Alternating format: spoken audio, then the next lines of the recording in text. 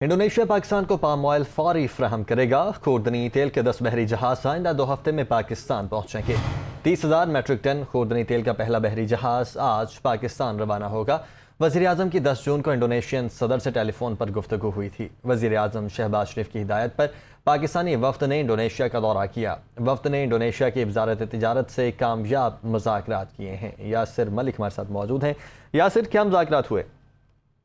जी बिल्कुल, वज़ीर आज़म शहबाज शरीफ की आवाम को खुर्दनी तेल की फराहमी के लिए बड़ी पेशरफ जो है वो सामने आई है। ब्रदर मुल्क इंडोनेशिया पाकिस्तान को पाम ऑयल जो है वो फौरी तौर पर फराहम करेगा।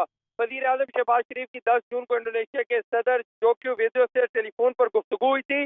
वज़ीर आज़म शहबाज शरीफ की हदायत पर पाकिस्तानी वक्त जो है उसने इंडोनेशिया का दौरा किया और इंडोनेशिया की वजारत तिजारत से कामयाब जो है मुज़ाकरात किए। खुर्दनी तेल से भरे 10 बहरी जहाज जो है वो आइंदा 2 हफ्ते में इंडोनेशिया और मलेशिया से पाकिस्तान पहुंचेंगे।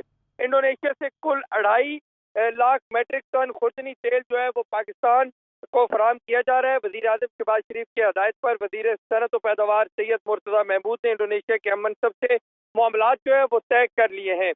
पाकिस्तानी वफ्द की दरख्वास्त पर इंडोनेशिया की वजारत तिजारत ने तमाम मुतलका अमूर जो हैं उनको तेजी से निपटाया है। 30,000 मैट्रिक टन खुर्दनी तेल से भरा पहला बहरी जहाज आज पाकिस्तान जो है वो रवाना होगा।